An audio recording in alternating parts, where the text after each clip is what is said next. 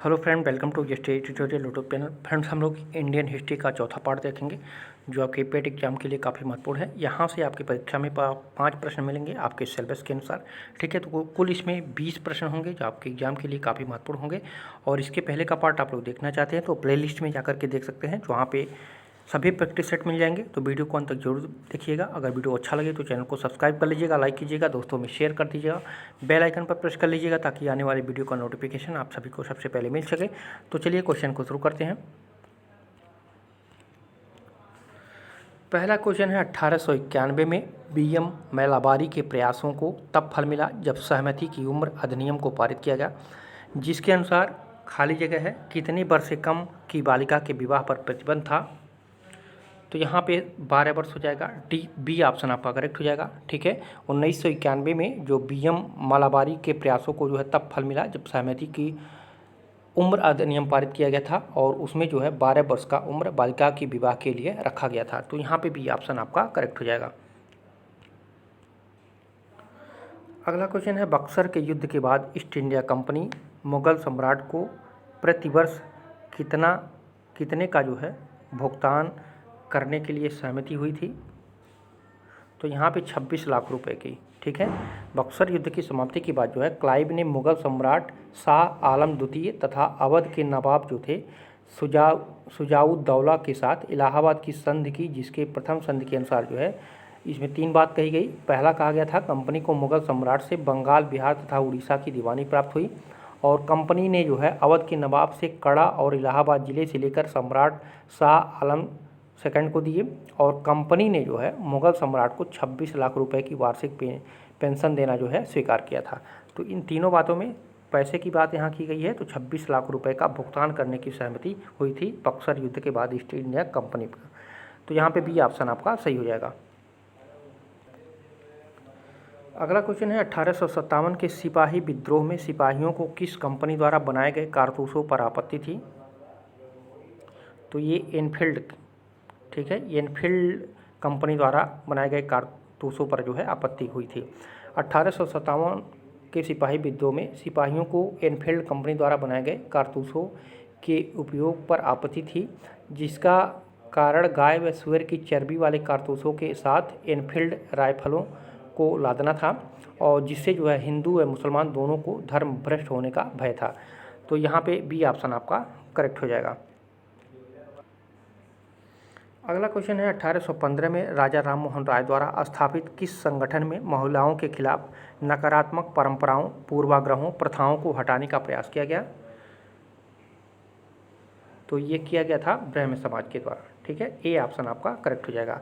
राजा राम मोहन राय ने जो है 1815 में आत्मीय सभा तथा 1828 में, ठीक है, यहाँ पे ब्रह्म समाज नहीं होगा। ठीक है, यहाँ पे थोड़ा सा देख लीजिए। ठीक है, तो ये आत्मीय सभा के द्वारा हुआ था। ठीक है, डी ऑप्शन करेक्ट हो जाएगा। ब्रह्म समाज के 1815 में किया था और आत्मीय सभा का जो है स्थापना जो है 1828 में किया था। ठीक है, तो जो 1828 में 1815 में आत्मीय सभा हुआ था।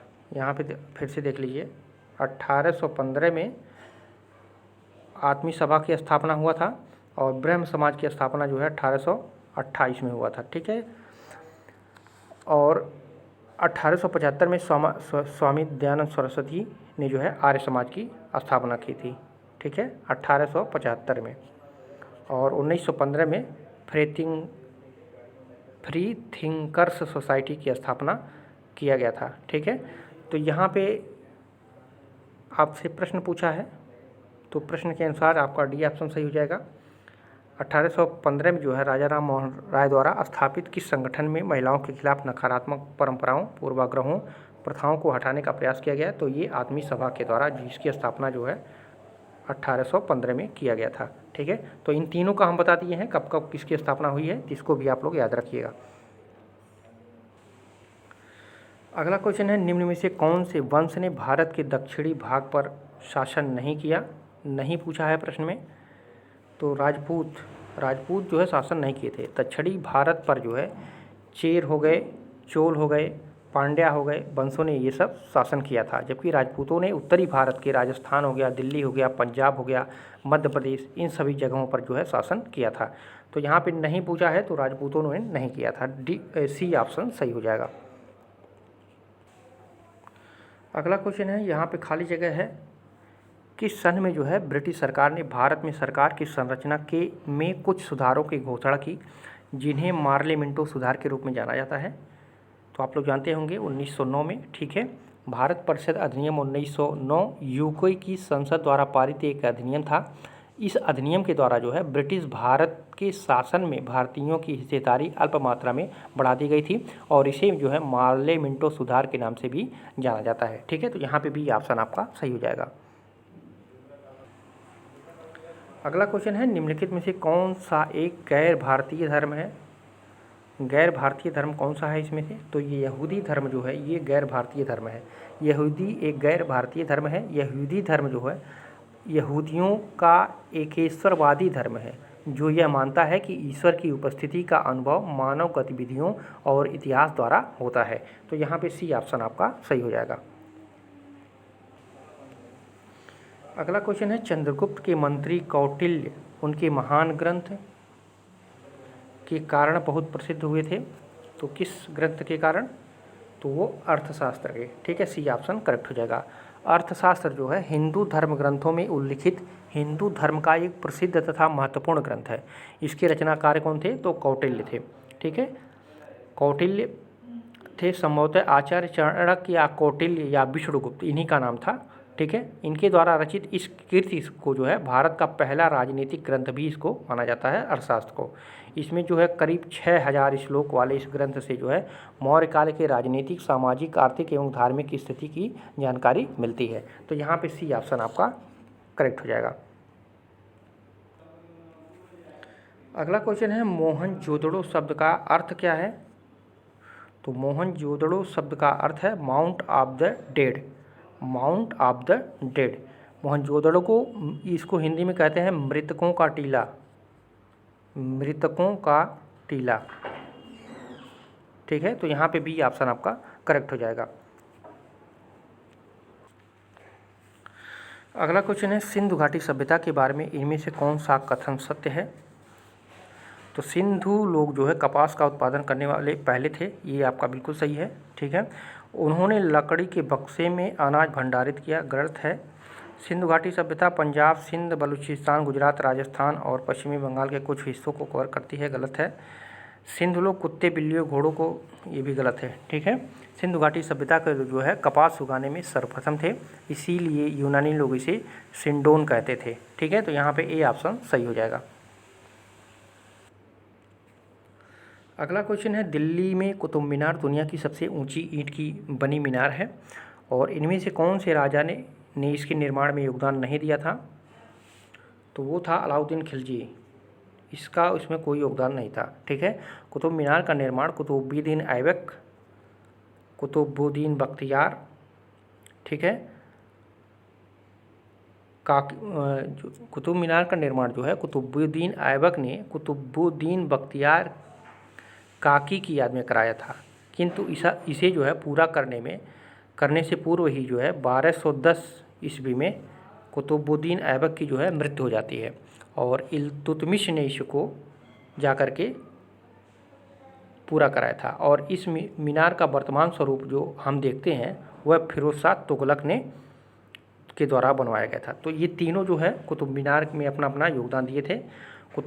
कुतुबुद्दीन ऐबक ने शुरुआत की थी, और इसके मरने के बाद जो है इल्तुतमिश ने उसको पूरा कराया, और वर्तमान में जो दिखता है वो फिरोज शाह तुगलक ने उसको जो है सही कराया था। तो यहाँ पे प्रश्न में पूछा है कौन सा योगदान नहीं दिया था, तो अलाउद्दीन खिलजी, इसमें इनका कोई योगदान नहीं था। तो सी ऑप्शन आपका सही हो जाएगा। अगला क्वेश्चन है, इनमें से किस लड़ाई में अंग्रेजों ने बंगाल के नवाब सिराजुद्दौला को हराया था। तो ये 1757 की जो प्लासी का युद्ध था, उसमें जो है नवाब ने सिराजुद्दौला को जो है हराया था। 23 जून 1757 को बंगाल के नवाब सिराजुद्दौला तथा रॉबर्ट क्लाइव के बीच प्लासी युद्ध हुआ था, ठीक है। और इस युद्ध में जो है सिराजुद्दौला परास्त हुआ था। तो यहाँ पे ए ऑप्शन आपका सही हो जाएगा। और ये जो 1760 में वांडीवास की लड़ाई थी, ये सर आयर अंग्रेज और काउंट डी लाली फ्रांस के नेतृत्व में ये लड़ाई हुई थी। ठीक है, तो इसको भी याद रखिएगा, यहाँ पे ए ऑप्शन आपका सही हो जाएगा। अगला क्वेश्चन है, जैन धर्म में 3 रत्न त्रिरत्न दिए जाते हैं और उन्हें निर्वाण का मार्ग कहा जाता है, वे कौन कौन से हैं? तो वो है सही विश्वास, सही ज्ञान और सही आचरण। ठीक है, जैन धर्म की स्थापना किसने किया था? तो महावीर स्वामी ने की थी। और इस धर्म में जो है 3 रत्न माने गए हैं, सही विश्वास, सही ज्ञान, सही आचरण, सम्यक दर्शन, सम्यक ज्ञान, सम्यक आचरण। तो यहाँ पे डी ऑप्शन आपका सही हो जाएगा। अगला क्वेश्चन है, ब्रिटिश शासन के आगमन से पहले भारत की स्वतंत्र अर्थव्यवस्था थी, उस समय निम्नलिखित में से कौन प्रमुख व्यवसाय नहीं था, पूछा है। तो वो नहीं जो था वो था पर्यटन। ठीक है, ब्रिटिश उपनिवेश बनने से पूर्व भारत में 3 प्रमुख व्यवसाय थे। पहला था कृषि, ठीक है, और दूसरा था जो है हस्तशिल्प, और तीसरा था निर्माण, लेकिन उसमें पर्यटन सम्मिलित नहीं था। तो डी ऑप्शन आपका सही हो जाएगा। अगला क्वेश्चन है, कुछ भारतीय अर्थशास्त्री ब्रिटिश शासन के दौरान भारत की राष्ट्रीय आय का मूल्यांकन करने का प्रयास करते थे, निम्नलिखित में से कौन अर्थशास्त्री नहीं है? तो आपका डी ऑप्शन सही हो जाएगा, प्रसन्त चंद्र महालानोबिस। ठीक है, डी ऑप्शन सही हो जाएगा। दादा भाई नौरोजी हो गए, BKRB राव हो गए, और RC देसाई ने राष्ट्रीय आय की गणना ब्रिटिश शासन के दौरान की थी। ठीक है, और ये जो PC चंद्र महालानोबिस थे, इनका संबंध जो है पंचवर्षीय योजना से है। ठीक है, इनका संबंध पंचवर्षीय योजना से है, इसको भी याद रखिएगा, बहुत ही इम्पॉर्टेंट है। ठीक है, तो इन तीनों का जो है किससे था? राष्ट्रीय आय मूल्यांकन करने से था, और इनका संबंध जो है पंचवर्षीय योजना से था। तो दोनों पॉइंट को याद रखिएगा, डी ऑप्शन सही हो जाएगा। अगला क्वेश्चन है, बहमनी सल्तनत की राजधानी कौन सी थी? तो गुलबर्गा थी। ठीक है, बी ऑप्शन करेक्ट हो जाएगा। 1347 ईस्वी में अलाउद्दीन बहमन ने दिल्ली के सुल्तान मोहम्मद बिन तुगलक से जो है विद्रोह करके दक्कन में एक स्वतंत्र राज्य की स्थापना कर ली थी, जिसे बहमनी साम्राज्य कहा गया, और इसकी राजधानी जो थी वो गुलबर्गा थी। तो यहाँ पे बी ऑप्शन सही हो जाएगा। अगला क्वेश्चन है, ताज उल मस्जिद का निर्माण इनके द्वारा शुरू किया गया था। तो ताज उल मस्जिद का निर्माण किसके द्वारा शुरू किया गया था? तो ये सुल्तान शाह जहाँ बेगम के द्वारा। ठीक है, ए ऑप्शन सही हो जाएगा। भोपाल में ये स्थित है ताज उल मस्जिद। ठीक है, भोपाल में स्थित ताज उल मस्जिद के निर्माण का प्रारंभ जो है नवाब शाह जहाँ बेगम, इनका पूरा नाम था बकी मोहम्मद खान बेगम, ठीक है, इन्होंने ही करवाया था, और ये भारत की सबसे विशाल मस्जिद मानी जाती है। ठीक है, तो ए ऑप्शन आपका सही हो जाएगा। अगला क्वेश्चन है, मोहनजोदड़ो शब्द का अर्थ क्या है? ये क्वेश्चन रिपीट हुआ है। ठीक है, माउंट ऑफ द डेड, जिसको मृतकों का टीला कहा जाता है, मृतकों का टीला। ठीक है, और मोहनजोदड़ो तथा हड़प्पा को जुड़वा राजधानी कहा जाता है, इसको भी याद रखिएगा। मोहनजोदड़ो तथा हड़प्पा को इसको जुड़वा राजधानी के नाम से भी जाना जाता है। तो यहाँ पे बी ऑप्शन सही हो जाएगा। अगला क्वेश्चन है, सिंधु घाटी सभ्यता के बारे में इनमें से कौन सा कथन सत्य है? ये भी क्वेश्चन रिपीट हो गया है। ठीक है, तो हम लोग पढ़े हैं ऊपर, सिंध कोई लोग कपास का उत्पादन करने वाले पहले थे। तो यहाँ पे पहला ऑप्शन आपका सही हो जाएगा। अगला क्वेश्चन है, दिल्ली में कुतुब मीनार दुनिया का सबसे ऊंचा ईंट का बना मीनार है, इनमें से कौन से राजा ने इसके निर्माण में योगदान नहीं दिया था? तो ये भी क्वेश्चन रिपीट हो गया है। तो अलाउद्दीन खिलजी जो है इसमें योगदान नहीं दिया था। ठीक है, कुतुबुद्दीन ऐबक इसकी शुरुआत किया था, और इसके मर जाने के बाद जो है इल्तुतमिश ने उसको पूरा करवाया था, और वर्तमान में जो परिस्थिति देखते हैं वो फिरोज शाह तुगलक का योगदान है। ठीक है, तो ये भी क्वेश्चन पढ़ चुके हैं, तो यहाँ पे सी ऑप्शन सही हो जाएगा।